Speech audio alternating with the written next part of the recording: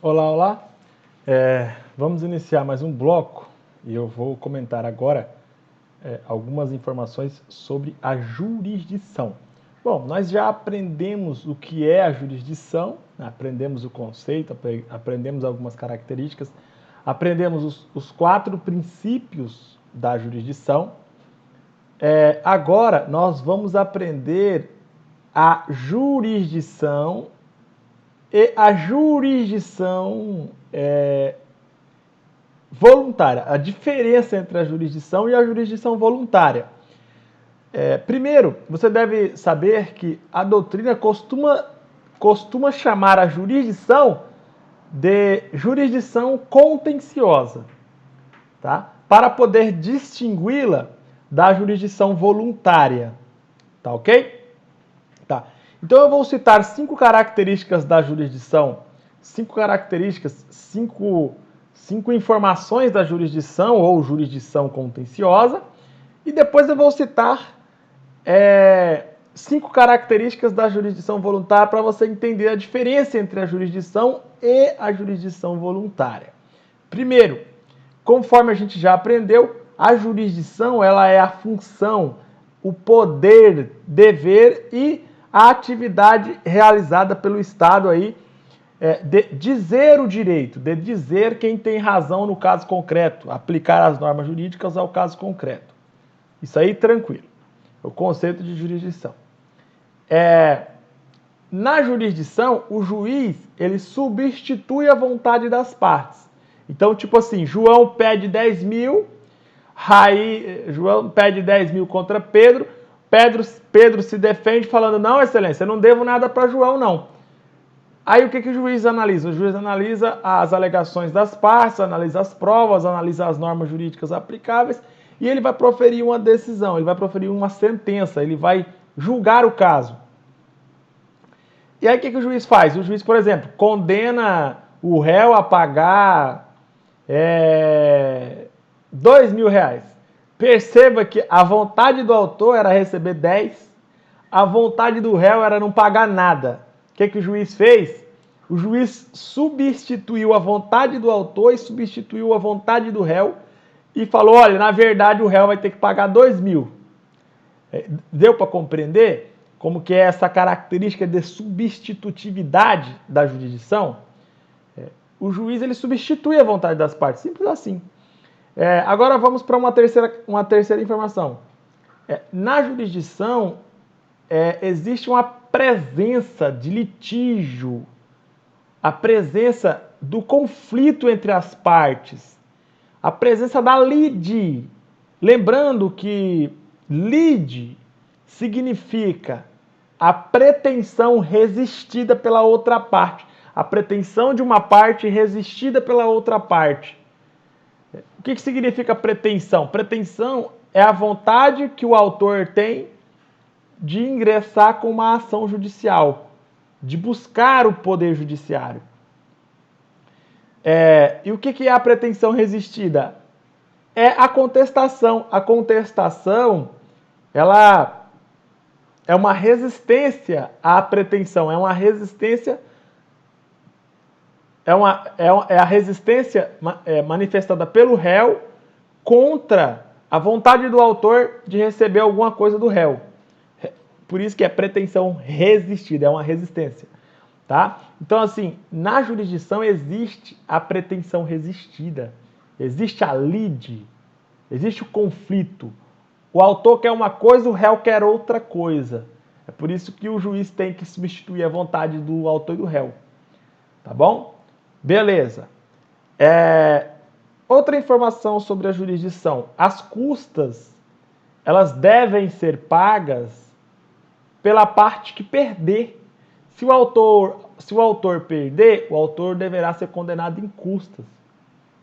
Se o réu perder a causa, o réu deverá ser condenado em custas pelo juiz. Isso está, inclusive, previsto no artigo 82 do CPC. Tá. E a última informação assim, relevante que eu posso trazer para vocês sobre a jurisdição é a informação no sentido de que a sentença no processo de jurisdição contenciosa, na jurisdição contenciosa, a sentença ela deve ser proferida em 30 dias, conforme o artigo 226 do CPC. Beleza? Estas são as características da jurisdição, ou também chamada de jurisdição contenciosa. Posso citar aqui pelo menos 3 exemplos de ações, de causas, de processos que são regulados pela jurisdição contenciosa. A ação de cobrança. João pede 10 mil contra Pedro, Pedro não quer pagar, Pedro se defende, Pedro resiste. Existe uma lide. Então, é jurisdição contenciosa. Tá bom? Ou então a ação previdenciária. João pede aposentadoria por idade contra o INSS não quer pagar, o INSS resiste, contesta, se defende, pede para o juiz pede para o juiz arquivar o processo e não condenar o INSS a pagar a aposentadoria. Então a ação previdenciária é um exemplo de processo de jurisdição contenciosa. E também temos vários tipos de ação aí de jurisdição contenciosa. Por exemplo, divórcio com filhos incapazes. O Ministério Público vai ter que se manifestar. Geralmente, quando tem filhos incapazes, o pai ou a mãe não quer pagar pensão, e aí tem um conflito generalizado familiar, né? Divórcio com filhos incapazes ou divórcio litigioso, geralmente existe um conflito entre as partes, por isso o juiz deverá exercer a jurisdição contenciosa nesse caso. Tá? Agora, superadas essas informações, vamos falar características da jurisdição voluntária, que é totalmente diferente de jurisdição contenciosa. Jurisdição voluntária, 5 informações. Jurisdição voluntária. Primeiro, a jurisdição voluntária é a participação do Estado brasileiro, ou participação do juiz, nos interesses privados, nos interesses particulares das pessoas. Tá bom? Essa é a primeira diferença entre jurisdição voluntária e jurisdição contenciosa. A jurisdição contenciosa é a função, é o poder, é o dever e é a atividade do Estado brasileiro de dizer o direito. Agora, a jurisdição voluntária não. A jurisdição voluntária é a administração pública participando dos interesses privados, tá? Ok. Porque assim, se você analisar bem o artigo 5º da Constituição Federal, você verificará que o Estado brasileiro ele tem que se afastar dos interesses privados. Quem tem que cuidar dos interesses privados são as pessoas, os particulares. Os particulares cuidam dos interesses deles particulares, do jeito que eles quiserem. O Estado tem que se afastar dessa... Não pode ficar intervindo nos interesses privados. Mas, na jurisdição voluntária, é exatamente o contrário. Na jurisdição voluntária, o Estado, o juiz, o Estado brasileiro, ele participa dos interesses privados. Tá bom? A doutrina costuma dizer que essa participação aí significa a administração pública participando dos interesses privados. Porque normalmente a administração pública ela participa, ela exerce atos em busca do interesse público, não do interesse privado. Mas no caso de jurisdição voluntária, a administração pública, ou o juiz, ou o Estado, participa da realização de interesses privados. Tá bom? Tranquilo, essa é a primeira diferença. Agora, a segunda diferença. O juiz, ele não substitui a vontade das partes. O juiz, ele homologa, ele oficializa a vontade das partes. Exemplo, divórcio consensual sem filhos incapazes. Vamos supor, Maria e João nunca tiveram filhos, foram casados. Maria quer se divorciar de João, João quer se divorciar de Maria. Maria tem o casal tem uma casa e um carro. Aí o casal, o homem quer ficar com o carro, a mulher quer ficar com a casa. A vontade deles é essa. Eles já estabeleceram esse acordo entre eles. Não existe briga entre eles, não existe lide, não existe conflitos de interesse, não existe uma pretensão resistida. Eles procuram o juiz, procuram o Poder Judiciário simplesmente para oficializar a vontade deles, homologar a vontade deles. O que o juiz vai fazer? O juiz vai analisar o que a esposa quer, o que o esposo quer e vai oficializar isso, vai homologar.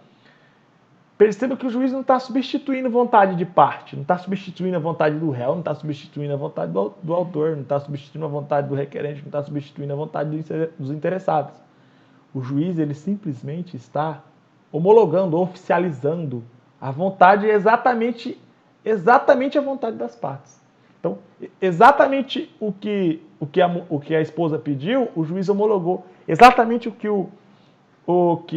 o esposo pediu, no meu exemplo, o juiz homologou, o juiz oficializou. Tá bom? Então não existe substitutividade. O juiz não substitui a vontade das partes. Terceira característica, né? Porque lá na jurisdição contenciosa, o juiz substitui a vontade das partes. Aqui na jurisdição voluntária não existe essa substituição. Terceira diferença. Na jurisdição voluntária não existe lide, não existe litígio, não existe conflito. Tá? Deixa eu até colocar aqui, ó, não existe lide. Não existe a pretensão resistida. Ó, eu vou citar de novo meu exemplo. Maria quis ficar com a casa e quis se divorciar. Pedro quis ficar com o carro e quis se divorciar. Existe algum conflito? Existe alguma lide? Existe alguma pretensão resistida? Não. Maria pediu uma coisa, Pedro não resistiu, Pedro concordou totalmente com o que Maria quis. Tá bom? Não existe pretensão resistida. Ok. Quarta característica. As custas na jurisdição voluntária, ela é rateada, elas são divididas entre a pessoa que pede e a pessoa contra a qual é feito o pedido. Então, no caso de Maria, no caso de João, as custas aí, vamos supor, R$1.000 as custas. O que vai acontecer? Maria paga 500, João paga 500. As custas são divididas, são rateadas. Lá na jurisdição contenciosa, não. Lá na jurisdição contenciosa, quem perde, paga. Na jurisdição voluntária não existe perdedor. Ok? Por isso que tem que ser rateado. Beleza? Ok. Obviamente. O artigo 82 fala das custas na jurisdição contenciosa. O artigo 88 fala das custas na jurisdição voluntária. Obviamente, para finalizar essa diferença, obviamente, no início do processo, quem ingressa com o processo, quem iniciou o processo, vai adiantar as custas. Quando o processo finalizar, aí na jurisdição voluntária, as custas serão rateadas. E na jurisdição contenciosa, as custas serão pagas totalmente pelo perdedor. Então, por exemplo, João ingressa com a ação pedindo 10 mil contra Pedro. Pedro não quer pagar, etc. Pedro resiste. Jurisdição contenciosa. Aí o juiz condena Pedro a pagar. Não, fala assim, não, realmente o autor tem direito aos 10 mil, o réu tem que pagar os 10 mil. Aí o que o juiz vai fazer? As custas que foram adiantadas pelo autor, no caso, por exemplo, vamos supor que o autor adiantou uma custa processual de R$1.000. Beleza, o que o juiz vai fazer? Vai falar, olha, réu, o autor adiantou as custas, mas na verdade, como você perdeu, é você que tem que pagar tudo. Então o que você tem que fazer, réu? Você vai pagar os 10 mil que eu estou te condenando a pagar e, além disso, estou te condenando também a devolver mais R$1.000 que foi adiantado pelo autor.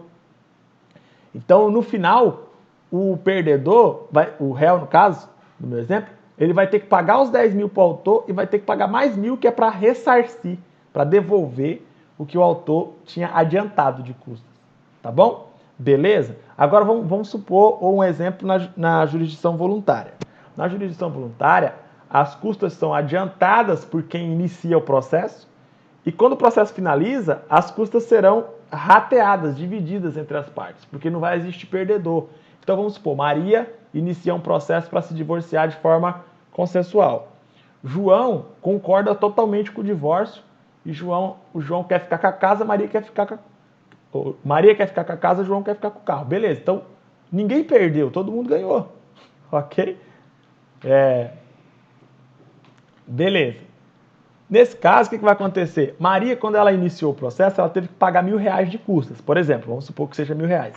Quando o processo finalizar, o juiz vai falar, ó, Maria teve que pagar 1.000, né? Tranquilo.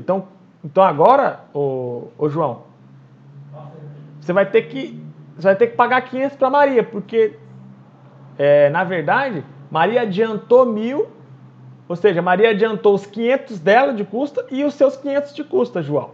Então agora que o processo finalizou, João, devolve 500 para Maria. E aí vai ficar tudo ok, porque Maria vai ter pago 500 e João vai ter pago 500. Ficou dividido as custas. Tá bom? Beleza? Tranquilo. Então, essa é uma grande diferença entre a jurisdição voluntária e a jurisdição contenciosa. Para finalizar as principais diferenças entre jurisdição contenciosa e jurisdição voluntária, eu posso dizer que na jurisdição voluntária a sentença deve ser proferida em 10 dias e não em 30. Em 10 dias e não em 30. Tá bom? De acordo com o artigo 723, a sentença será proferida em 10 dias. Então perceba que na jurisdição contenciosa são 30 dias. Artigo 226. Na jurisdição voluntária são 10 dias apenas. Artigo 723. Tá bom? Então assim eu encerro as características que diferenciam a jurisdição voluntária da jurisdição contenciosa. Agora eu vou citar 3 exemplos. Por exemplo, divórcio consensual sem filhos incapazes, que é o exemplo que eu já comentei aqui. Outro exemplo, emancipação judicial. É um outro exemplo de jurisdição voluntária. Outro exemplo, homologação de acordo extrajudicial. Vamos supor, o autor, ele entrou em... o autor fez um negócio com o réu, né? O Pedro fez um negócio com o João. Pedro e João fizeram um negócio e tal. E aí não deu muito certo o negócio, e antes mesmo de procurar a justiça, o Pedro e o João entraram em um acordo, falando, ó, fazer o seguinte, então, não deu certo o nosso negócio, vamos resolver nosso problema, Pedro paga 5.000 para João e tá tudo resolvido. Aí eles assinam um acordo, né, um documento escrito. Eles assinam esse acordo lá fora da justiça. Ainda não existe nenhum processo. Aí o Pedro e o João resolvem ingressar com essa ação no judiciário, falando só para o juiz homologar, para isso ficar oficializado, ficar documentado na justiça. Tá bom? E beleza, eles ingressam com a ação só para homologar o acordo extrajudicial. O nome disso é a homologação de acordo extrajudicial. Simples assim, para oficializar. Então perceba que o juiz não vai substituir a vontade das partes. O juiz simplesmente vai homologar exatamente a vontade que o autor quis, ou a vontade do autor, e vai homologar exatamente a vontade do réu. Simples assim. Tá? Então, é um caso de jurisdição voluntária. Beleza. Então, termino aqui as informações de jurisdição voluntária e de jurisdição contenciosa, e agora vamos responder uma questão cobrada pela ACESP, no TRF da Primeira Região 2017. Vamos lá, responder a questão agora para finalizar o bloco. Na jurisdição voluntária não existe lide.